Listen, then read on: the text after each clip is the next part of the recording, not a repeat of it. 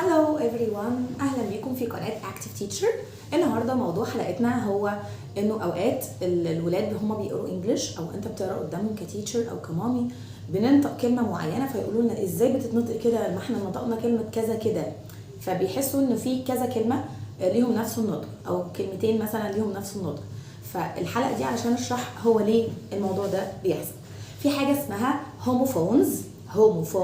طبعا لو الولاد سنهم صغير هم مش مطالبين يعرفوا يعني ايه هوموفونز، لكن لو كبار فبقى عادي لما يعرفوا هوموفونز. دي يعني different words كلمات مختلفة but the same pronunciation، ليها نفس pronunciation. يعني نقول تاني، هوموفونز هي different words كلمات مختلفة خالص لكن the same pronunciation بنطقها نفس النطق. طيب زي ايه امثلة؟ اول حاجة weak هو weak and weak ضعيف. weak هما في حروف متغيرة أو مش نفس الحروف لكن بنطقهم نفس النطق. week أسبوع، week and week ضعيف، week and week. اوكي. عندي كمان pair كمثرى، pair and pair اللي هو pair of shoes مثلا، pair of shoes زوج من الأحذية. pair I like pair and they are a pair of shoes. pair of shoes. اوكي. عندي كلمة I يعني عين واحدة، I and I أنا، I and I.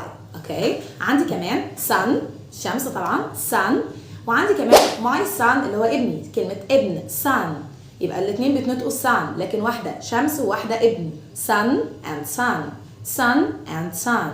اوكي. عندي see يرى، see I see with my eyes see and sea بحر، sea and sea الاتنين معاني مختلفة جدا وفي اختلاف في الرايتنج في كتابة الكلمة لكن the same pronunciation نفس النطق sea and sea. عندي كلمة be يكون I wanted to be a doctor, I wanted to be a journalist, I wanted to be a teacher. وكمان كلمة be نحلة be and be the same pronunciation but different words. عندي كمان number 4 وعندي 4 لي 4 and 4. عندي كلمة high and high مرتفع، high and high and high. عندي كمان يعني هنلاقي examples كتير للحاجات اللي زي كده، بس حبيت اعمل الفيديو علشان الولاد بيحصل لهم اوقات confusion، بيبقوا متلخبطين او اللي هو ازاي يا مس انت نطقتي الكلمه دي كده وهي احنا نطقنا كلمه تانية كده. في اخر مثال هقوله في الحلقه هي كلمه flower ورده، flower وكلمه flower دقيق، flower ورده وفلاور دقيق. لاحظتها جدا واحنا في جريد 1 الولاد وهم بناخد كلمه دقيق فلاور، فانا بنطق فلاور ازاي يا مس بتنطقيها فلاور؟ ما احنا عندنا فلاور ورده، خدنا قبل كده فلاور اللي هي ورده. فلازم الولاد يعرفوا ان ده موجود في الانجليش، انه اوقات بيكون two different words كلمات مختلفه different words but the same meaning the same pronunciation. again different words كلمات مختلفه but the same pronunciation.